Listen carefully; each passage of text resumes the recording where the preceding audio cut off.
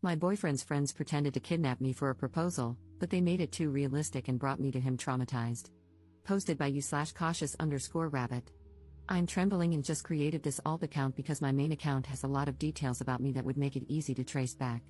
A week ago, my 23F boyfriend, 26M, told me he had a camping trip planned with his friends for Friday, today. He said he would have no service and that he'd see me on Sunday. He messaged me at 5 a.m. this morning and told me they were hitting the road. Around 8 a.m., I went for a run, like I usually do on Fridays. I keep one headphone in while I run because I'm often on a work call. While I was running, I noticed an SUV that kept popping up. In hindsight, it looked just like my boyfriend's childhood friend's car. I sent a message to my sister, telling her to stand by, and I shared my location. Right after sending the message, I looked up, and the SUV was right beside me. Someone jumped out and grabbed me. It happened so fast that I even dropped my phone on the pavement. I was pulled into the car, and I could tell there were at least 2 masked guys in the back before they covered my eyes. In hindsight, they had cartoonish ski masks and black gloves on. I freaked out and resisted like crazy, screaming and kicking.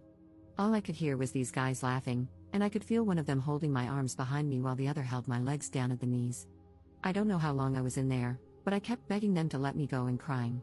I even admit I peed on myself, but I don't think they noticed until we arrived at the house. They pulled me out of the car, and I screamed for help until I was dragged into a house.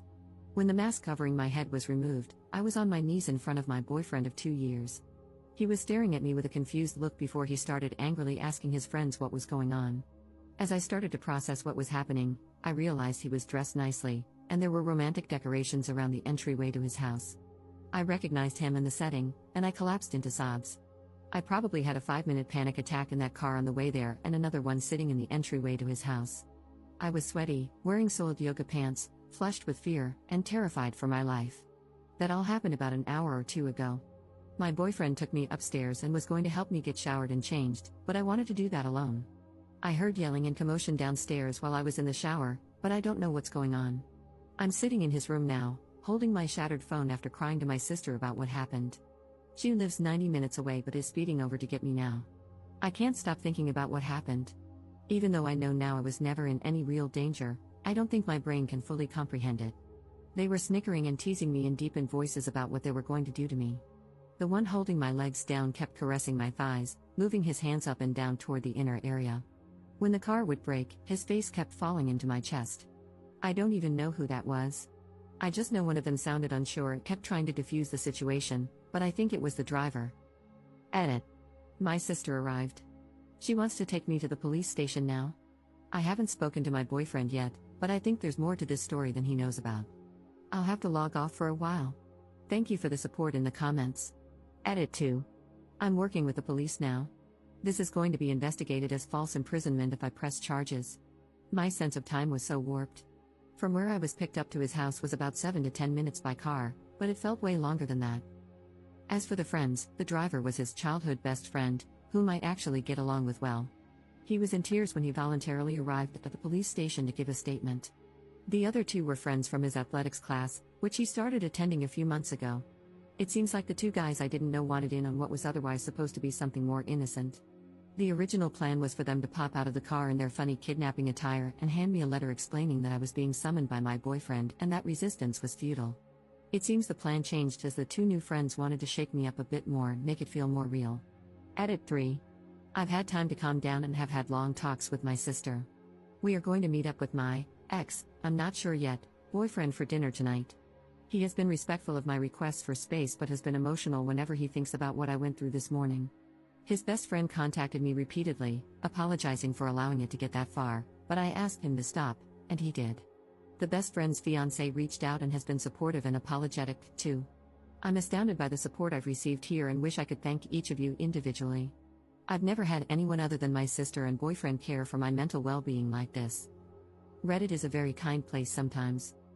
Update 2 weeks later. Hello, I apologize for going MIA. I saw my story posted on r/Bistov Redditor updates, so I finally logged back in. There's a lot I wish I could share with you all, but unfortunately, due to legal consultation, it's best I keep much of it private. In short, I'm healing. My now fiancé proposed to me privately last week.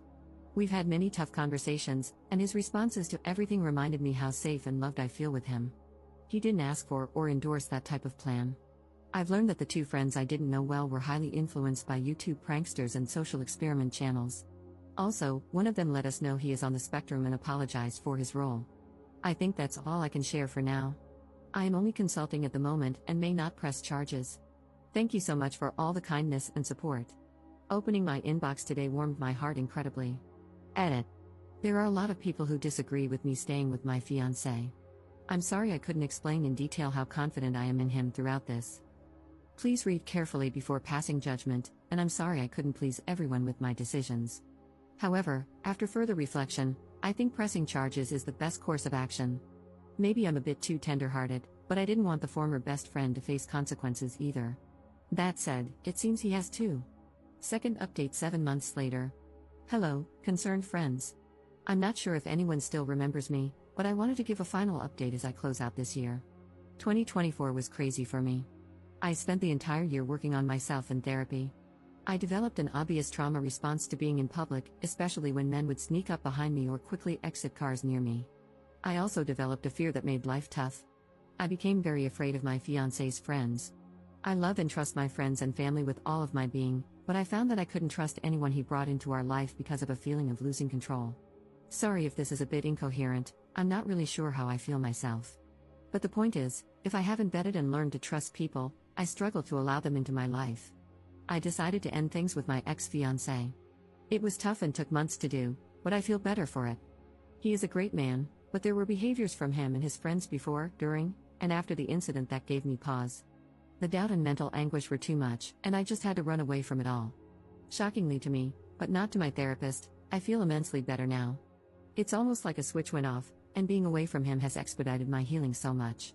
I'm scared about being at my age and starting over, but I'd rather not be married at all than live in the stress I was in. Happy New Year, everyone. Also, an update on the legal side, the charges were dropped, and I was not mentally able to pursue anything further. I will say the lives of his friends have been stained, and I don't care to check the extent. I just know there was a breakup, and one was kicked out of their living situation over it all. Commenter. I'm autistic and an attorney. One of the great benefits of autism, in my opinion, at least, is that I can very clearly discern the rules of what's right and wrong, as well as what's legal. It's one of the reasons I'm on my state bar's ethics committee. We literally have the guidelines and laws written out. It's great, and yes, there are shades of gray and some room for interpretation, but not in this case. She was assaulted, battered, simply grabbing her counts, let alone groping her, kidnapped, and subjected to severe intentional infliction of emotional distress. I hope OP considers pursuing civil charges, even if going through the criminal system wasn't worth it for her. But I completely understand if she doesn't, as sometimes folks just need to move on. Being autistic doesn't make someone a jerk or prone to committing felonies, and it grinds my gears when people use the spectrum as a defense for shitty behavior.